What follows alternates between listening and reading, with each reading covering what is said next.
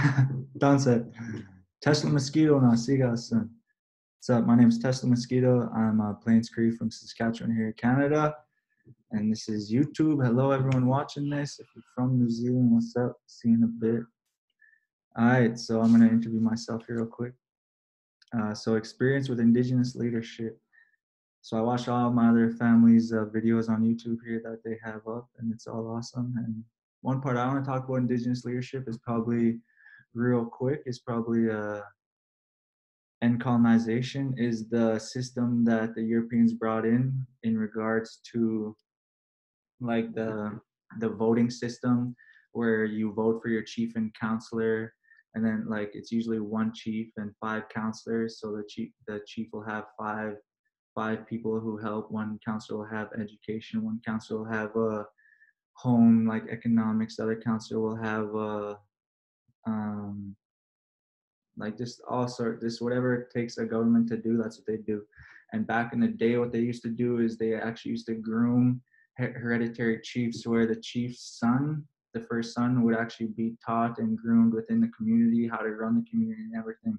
But then the Canadian and British government came, and then they said, okay, you're going to do this voting system, and then this is what you're going to do.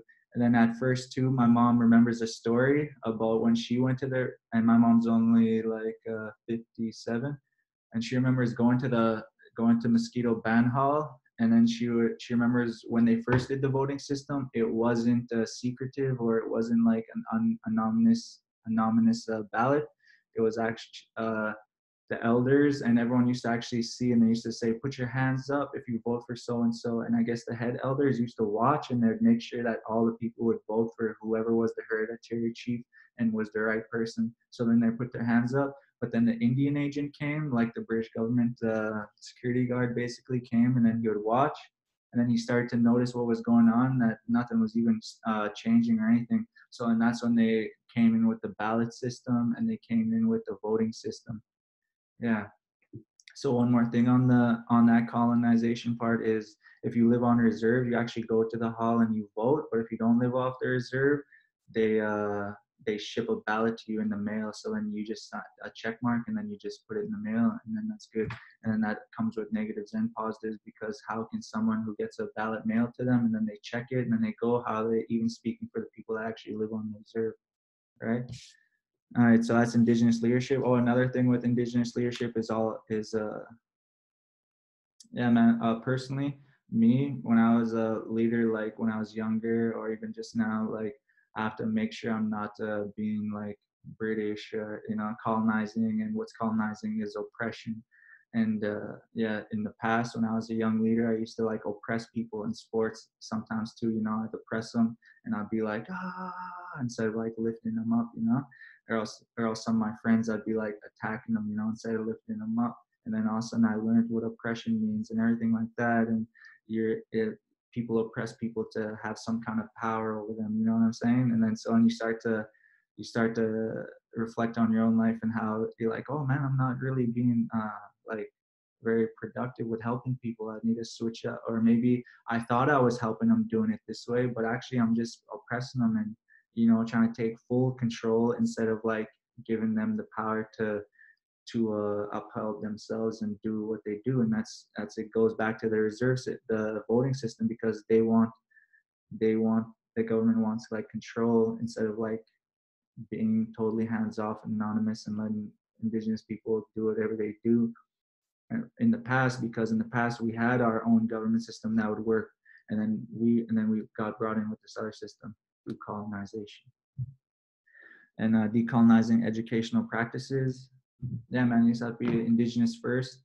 If you're teaching Indigenous kids, you have to look at all your assignments through an Indigenous lens.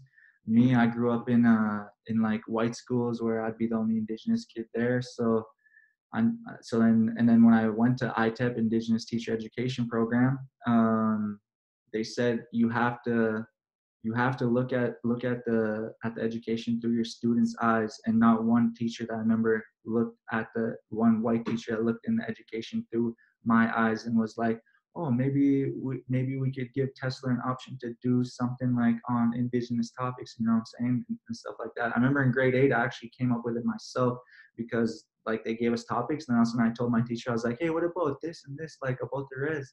And then all of a sudden I just remember seeing his eyes light up, and he was like, you know what? Yeah. And then all of a sudden I was, yeah, so yeah, and just what time am I at here? I don't know. But yeah, I'm excited to come to New Zealand. It's going to be dope. It's going to be life changing. I remember when I went to Europe in 2014.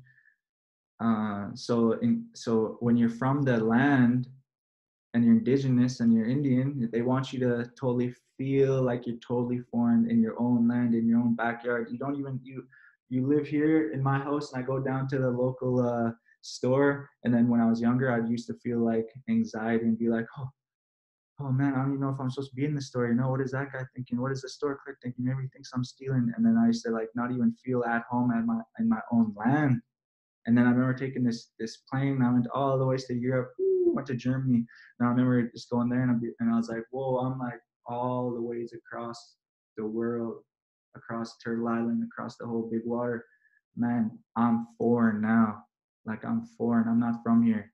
And then so then when I got back, and right as soon as I landed on the plane, my whole mind just, it was just like, yo, I belong here, man. This is in Saskatoon, Canada, Saskatchewan. I belong here. Like this is where I am. And like ever since then, ever since whatever, like walk into a store, man, I don't care, man. I'm from here, man. Like this is me. This is all me. All y'all can go over there. Yeah, man. So that's why traveling is so important. That's why I think traveling can just change someone's life. So hopefully when I do go to New Zealand, it's gonna change my life. And just, well, every day can change your life because you keep on growing and growing and growing. So yeah, man, I'm excited for the growth. Hopefully people in New Zealand, if you're watching this, hopefully you can learn some from us, from some stories. Next, Mustas. Thank you. So